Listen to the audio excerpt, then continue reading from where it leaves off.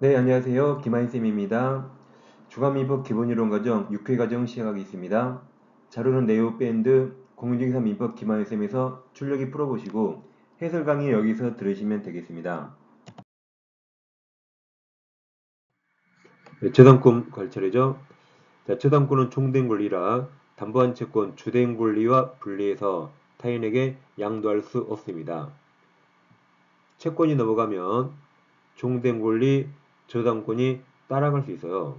근데 종된 권리, 저당권이 주된 권리, 채권과 분리해서 저당권만 양도할 수 없습니다.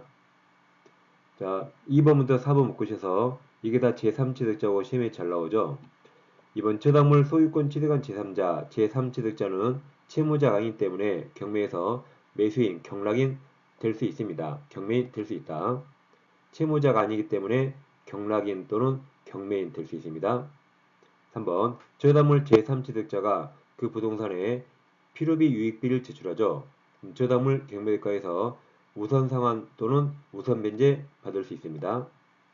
4번 저당 부동산 제3취득자는 부동산 보존 개량을 위해 지출한 비용을 그 부동산 경매가에서 우선변제 같은 말이 3번 우선상환 다 받을 수 있습니다. 원초당 권유록은 그 다음을 잊지 마시라 그랬죠? 자, 이거 특별한 사정이 없는 한 이 말은 모든 과목 잊지 않습니다. 이게 원칙적으로란 말이고 예외적인 말이었으면 당연히 원칙적으로 문제를 풀기 때문에 어떤 과목이든 이 말은 절대 잊지 않습니다. 1차 80문제 400지문이죠. 400지문에서 이거 적어도 20번 나와요. 이건 근데 5번, 6번 걸립니다. 절대 잊지 마세요. 5번 저당권 여력은 총물의 원칙 미치는 게 원칙입니다. 6번 저당권 여력은 잊지 마시고 저당원 설정, 자 설정 이전 동그라미 설정 이전 저당 부동산의 종물로서 분리 판출되지 않으면 효력이 다 미칩니다. 7번 비교하세요. 저당권 여력은 잊지 마세요. 저당권자 설정 이후 동그라미 설정 이후에 저당 부동산의 부합물에도 다 미칩니다.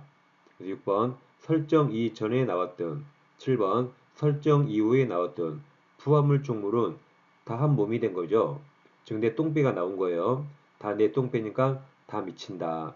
설정 이후도 다 미칩니다. 다음 8번 구문 보셔가지고 8번 구문은 문제 푸는 패턴을 딱 외우셔야 돼요. 자 이제 문제 읽다가 지금 뭔 말인지 모르겠어요. 자 문제 동그라미 쳐요. 건물 저당권 동그라미 치세요. 그럼 건물 저당권 나오면 항상 끝부분에 이 토지 임차권 동그라미 토지 사용권에 항상 미친다로 끝나요. 다시 패턴을 내보세요. 건물 저당권 나오면 끝부분에 항상 토지 임차권 토지 사용권에 미친다로 끝납니다. 9번도 건물 동그라미 저당권 동그라미 쳐요. 항상 끝에 뭐로 끝나요? 지상권 동그라미 토지 사용권에 미친다로 이렇게 끝납니다. 이 패턴을 꼭 외우셔야 돼요. 우리가 전세권에서 공부했는데 건물 전세권 나오도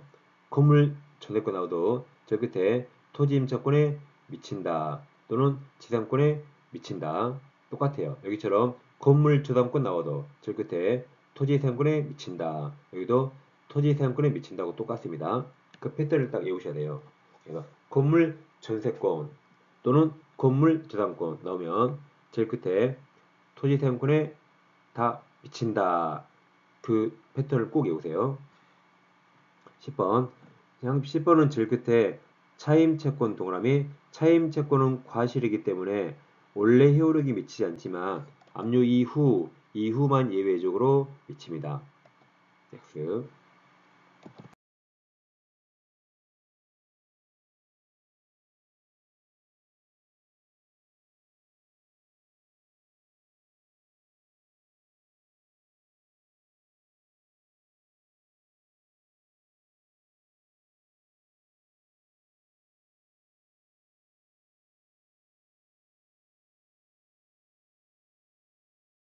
네, 11번입니다. 경매에서 말소 기준 권리보다 더 아래에 있더라도 항상 살아남아서 경락인이 항상 인수한 걸 외우세요.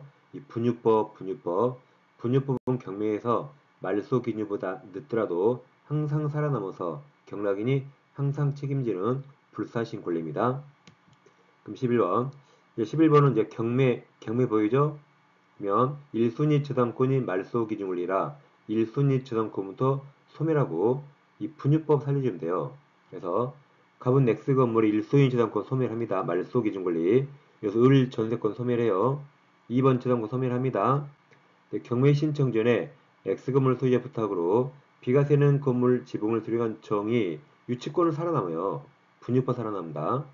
그 병경매 신청으로 무가 매수하면 자 유치권을 제외한 모든 권리 소멸 맞았죠. 유치권 빼고 1번 저당권부터 소멸, 전세권 소멸, 2번 영권 소멸해서 정확히 맞는 표현입니다. 분유법 외우세요. 근저당권입니다. 1번 근저당권 외에 담보될 채권 최고액에 이자도 당연히 포함됩니다. 2번 물상보증인은 채무자가 아니죠. 따라서 채권 최고액만 변제하면 되고 채권 최고액을 초과 부분 채권에까지 변제할 의무를 부담하지 않습니다. 2번, 3번 묶어서 같은 말입니다. 3번 채무자 채무액이 채권 최고액을 초과하죠. 그 물상보증인 나왔죠? 그 물상보증인은 여기 채권 최고액까지만 변제하면 되고 초과 부분까지 변제할 의무가 없어요. 그래서 물상보증인은 채무자 채무 전액 틀린 것 같죠? 채무 전액을 변제하지 않아도 근저당권 설정 등기 말소 청구할 수 있습니다. 전액 다 변제할 의무가 없습니다. 다음 4번, 5번 묶으세요. 자, 근저당권자가 경매 신청하면 자신 그 근저당권의 피담보 채권은 언제 확정되죠? 경매 신청 시 확정되고 5번은 후순위 근저당권자가 경매 신청하면 선순위입니다. 선순위 근저당권의 피담보 채권은 경매 신청할 때가 아니라 이게 매각된 완납시죠. 4번, 5번 말이 바뀌었네요.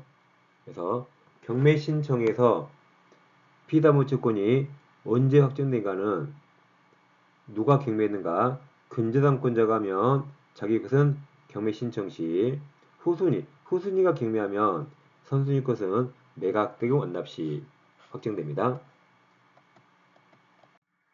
계약부 보세요.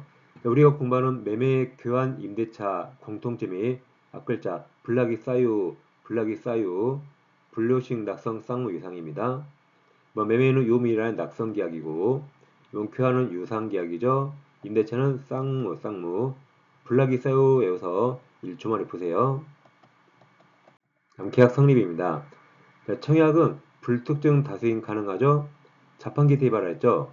자판기 앞에 누가 지나갈지 모르기 때문에 불특정 다수에 대한 청약은 가능한데 그럼 자판기에서 승낙은 자판기에 동전 투입이죠. 커피가 500원이면 500원 길바닥에 뿌리면 커피 안 나와요. 동전 투입구에 넣어야 됩니다. 그래서 불특정 다수에 대한 승낙은 효력이 없습니다. 다음 3번 3번 묶어서 3번 승낙자가 청약에 대해서 조건을 부여 승낙한 때 4번은 변경을 가해 승낙한 때 그럼 뒤에 똑같죠. 다 청약 거절과 동시에 새 청약으로 보게 된다. 다 맞았습니다. 자 5번 6번 묶으세요. 청약자가 미리 정한 기간 내에 이의를 하지 아니하면 승낙한 것으로 본다는 뜻을 청약 시 표시하였더라도 청약자가 뭐라고 표시 말해도 개무시하면 됩니다. 그래서 이는 그 다음에 잊지 마시라 했죠. 상대방을 구속하지 않아요. 상대방은 개무시하면 됩니다. 청약자가 뭐라고 짓거리든 상대방은 개무시하면 되고 구속되지 않습니다. 6번 같은 말이죠. 청약자가 청약에 일정 기간 내에 이의를 제기하지 않으면 승낙강서 본다는 뜻을 표시한 경우 개무시하면 돼요. 이의 없이 그 기간이 지나면 당연히 계약은 성립하지 않죠. 상대방을 구속하지 않기 때문에 그 기간 지나도 성립하지 않게 되죠. 개무시하면 됩니다. 7번 청약은 그 다음 처리하지 못하죠. 맞습니다. 처리하려면 도달 전이란 말이 있어야 돼요. 그런 말로 쓰면 원칙적으로 처리하지 못합니다. 도달 전이만 처리할 수 있어요. 8번은 격승발, 격지하 승낙 발송주의입니다. 자, 격지하강 계약은 다른 의사비가 없으면 승낙성지 발송한테 성립 맞이했습니다. 9번, 10번 묶으세요. 청약자가 청약 의사비 발송할 때 살아있고 능력이 있습니다. 다음 제한 능력자가 되어도 발송할 때 멀쩡했죠.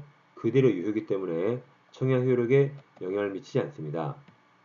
10번 당사자 간의 동일한 내용의 청약은 다 토달지입니다. 계약법에서 8번처럼 격지와 승낙만 발시인지예요. 청약은 무조건 토달지. 청약이 상호 교체된 경우 양 청약이 상대방에게 발송이 아니라 도달이에요. 격승발 아니면 다 도달지. 청약은 무조건 도달지. 도달한 때 계약이 성립합니다. 여기서 불능 문제입니다. 1번, 2번 묶으세요. 1번 후발적 불능 동그라미 치시고 당사 쌍방에게 책임 없는 사유로 생긴 때 유언부담이죠. 쌍방 중에 특히 채무자에게 책임 없을 때 유언부담입니다. 2번과 비교하세요. 채무자에게 책임 있네요.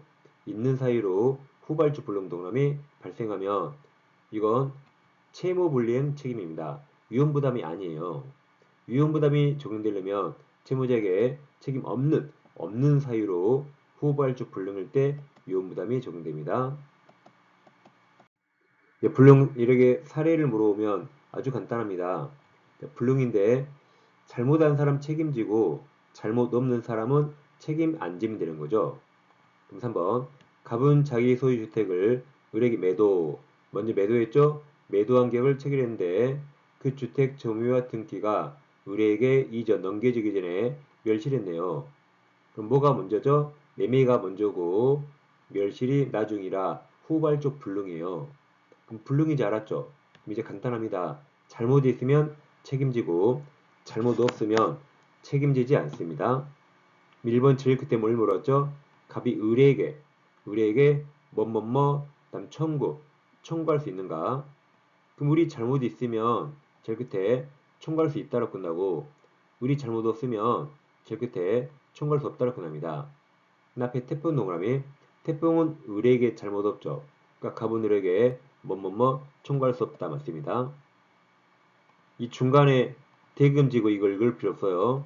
볼 필요 없이 태풍은 을 잘못 없죠? 그러니까 을에게 뭐뭐뭐 청구할 수 없다 맞습니다. 자, 2번은 갑은님이 받은 계약금을 반환해야 되는가? 계약금은 을이 줬는데 을에게 반환해야 되는가? 을을 잘못 없으면 반환해야 되고 그죠? 잘못 있는가 봐야 됩니다. 2번 태풍은 또 을 잘못 없죠. 그러니까 을은 돈 줄 필요 없기 때문에 갑은 이미 받은 계약금 반환 의무가 있답니다. 3번은 저 끝에 을이 계약 해지할 수 있는가? 그럼 을이 해지하기 때문에 갑이 잘못 있으면 해지할 수 있고 잘못 없으면 못합니다. 내 앞에 갑과 실 그랬죠? 잘못했네요. 갑과 실로 주택이 전소했으니까 책임자라고 해지할 수 있습니다. 4번은 갑은 을에게 뭐뭐뭐 청구할 수 있는가? 그물을 잘못 있으면 청구할 수 있다고 잘못 없으면 청구할 수 없답니다. 제일 앞에 을과 실 동그라미 을 잘못으로 주택이 전소했죠. 그러니까 청구할 수 있다로 끝납니다. 중간에 이거 볼 필요 없어요. 그냥 을 잘못 있으면 청구할 수 있고 잘못 없으면 청구할 수 없습니다. 5번 제일 끝에 갑은 을에게 뭐뭐뭐 청구할 수 있는가? 그 앞에 을 수령지체 금 청구할 수 있죠. 을이 최초로 지체 을이 잘못했잖아요. 그럼 청구할 수 있다로 끝납니다. 이처럼 불능이 사례 형태로 나오면 잘못했으면 책임지고 잘못 없으면 책임 안 지면 됩니다. 간단히 풀 수 있어요. 4번 4번은 제일 끝에 이미 지급받은 계약금 반환해야 되는가? 4번 당사 쌍방 규칙 사이 없네요. 그럼 매수인도 규칙 없죠? 그러니까 매수인은 돈 10원을 줄 필요 없기 때문에 계약금 줄 필요 없었습니다. 그래서 계약금은 갑은 매도인 반환해야 되죠? 반환해야 된다. 5번은 저 끝에 채무자가 상대방이 채권자겠죠?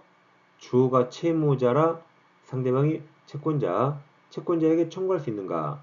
그럼 채권자가 잘못 있으면 청구할 수 있고 채권자가 잘못 없으면 청구할 수 없습니다. 내 앞에 채권자 수령지체 동란치시면 잘못했네요. 그러니까 청구할 수 있다로 끝납니다. 6번도 제일 끝에 채무자는 상대방이 채권자에게 뭐뭐뭐 청구할 수 있는가? 그럼 채권자 잘못이 있는가? 6번 당사자 일방 채무가 채권자 책임 있네요. 그럼 제일 끝에 청구할 수 있다로 끝납니다. 이처럼 불능은 간단합니다. 어렵지 않아요. 잘못이 있으면 책임지고 잘못 없으면 책임 안 지면 됩니다.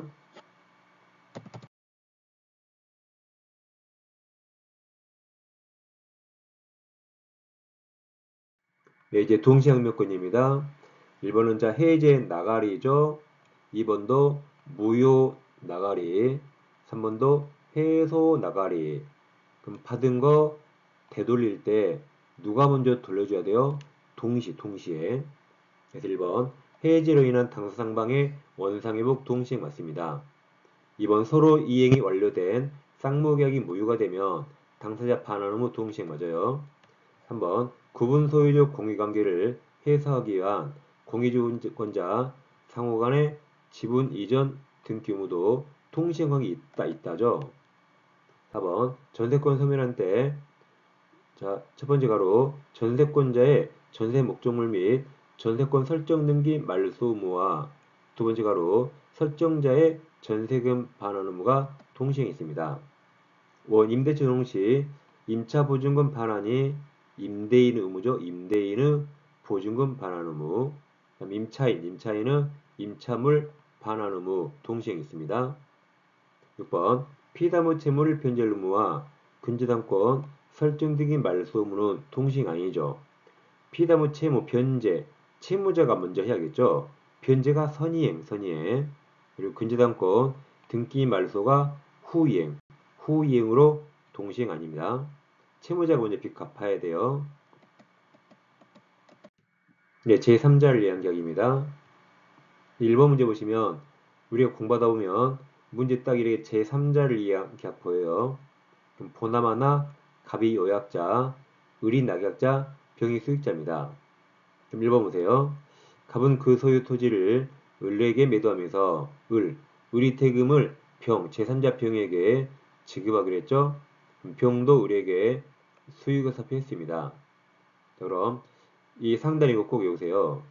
자, 낙약자는 기본관계에 생긴 사이로 제3자에게 대항할 수 있지만 대가관계에 생긴 사이로 대항할 수 없습니다. 그래서 노란색 이거요. 나에게 기대도 대 나에게 기대도 대 나 그에게 대대하지 않아. 나 그에게 대대하지 않아. 그러니까 나에게 기대도 대 여보세요. 동그라미 1번 을은 자 가로쳐봐요. 갑과 병의 사이의 채무 부존재의 항변으로 가로 이건 요약자 갑과 수익자 병 사이이기 때문에 이건 대가관계예요. 아까 얘기했죠. 그럼 나 대대하지 않아 이었죠. 그래서 병에게 대항할 수 없다 해서 맞았습니다. 나 대대하지 않아. 대가관계 대대하지 않아. 자, 2번과 비교하세요. 1번이 묻고세요. 2번 갑이 소유권 등기를 지체합니다. 그럼 갑이 누구에게 소유권 등기를 지체했죠? 을이죠, 을. 그럼 이게 기본관계네요. 갑과 을 관계가 기본관계. 낙약자는 기본관계로 대항할 수 있거든요. 그래서 을은 병에 대한 대금 지급을 거절할 수 있답니다. 자, 지금 을에게 갑이 소유권을 지체 넘기지 않죠. 그럼 을도 돈 안 줘야겠죠. 나도 돈 못 주라고 병한테 대항할 수 있기 때문에 을은 병에 대한 대금 지급을 거절할 수 있게 됩니다. 3번 저렇게 해지할 수 있는가? 주어가 병이네요.